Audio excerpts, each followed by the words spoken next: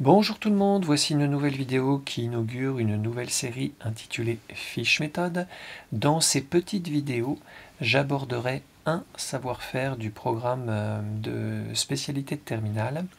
Je m'intéresse ici à la polarité d'une pile et à l'équation de sa réaction. Dans chacune des vidéos, vous verrez apparaître les connaissances de cours que vous devez absolument maîtriser et puis des exemples de données fournies par l'énoncé qui vont nous permettre de répondre à la question posée.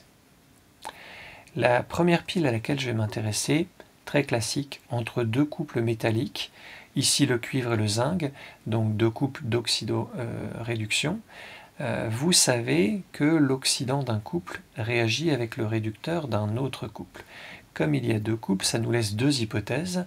Soit Zn2+ va réagir avec Cu, soit Cu2+ va réagir avec Zn. Comment savoir quelle est la bonne parmi les deux hypothèses?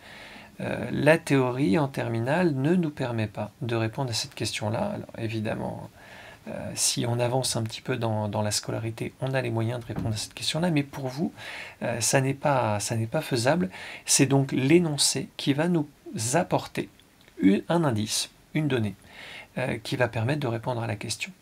Alors, cette donnée peut être, par exemple, que l'une des espèces chimiques, cuivre, zinc, sous forme atomique ou ionique, va voir sa quantité augmenter ou diminuer. Quand je parle de quantité, ça va être une masse pour les plaques, ou ça va être une concentration pour les ions.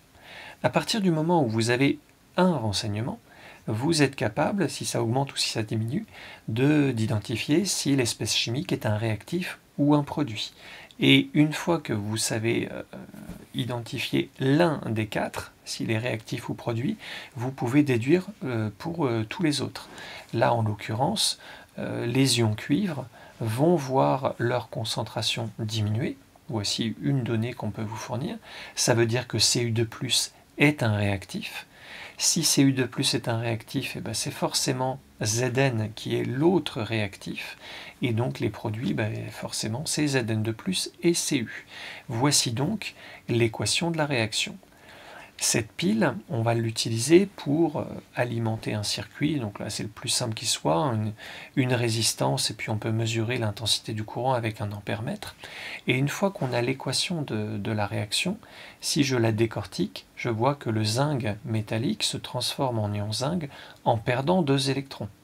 Donc les 2 électrons perdus par le zinc vont suivre le seul chemin possible, c'est-à-dire le circuit électrique qui est ici. Voici dans quel sens circulent les électrons. Le sens conventionnel du courant est inverse du sens de circulation des électrons, donc le voici. Et à l'extérieur d'une pile, le courant va du pôle plus vers le pôle moins. J'ai donc trouvé la polarité de ma pile. Et puis d'autre part, je peux aussi avoir un renseignement sur l'intensité du courant, puisque I rentre par la borne A et sort par la borne COM, je sais que là, je vais lire une valeur positive. Alors évidemment, tous les exercices ne vont pas me donner une information sur les espèces chimiques qui voient leur quantité augmenter ou diminuer. On peut par exemple, là, sur un montage comme celui-ci, me donner l'intensité du courant. La valeur, je m'en fiche un petit peu. Ce qui m'importe, c'est le signe. Si je lis une valeur positive, ça veut dire que la borne COM est reliée au pôle moins et que l'autre borne est reliée au pôle plus. Ça, c'est vrai pour l'intensité du courant. C'est vrai aussi juste dans le cas d'un voltmètre. Donc là, on ne fait pas débiter la pile, on mesure juste la tension à vide de la pile.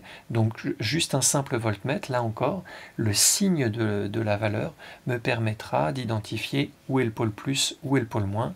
Si on lit quelque chose de positif, la borne COM est reliée au moins et l'autre borne est reliée au plus.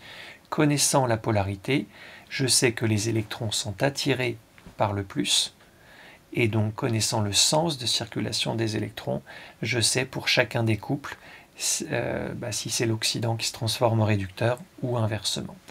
Donc voici un premier exemple. Deuxième exemple classique, la pile à combustible avec le dihydrogène qui réagit avec le dioxygène pour former de l'eau.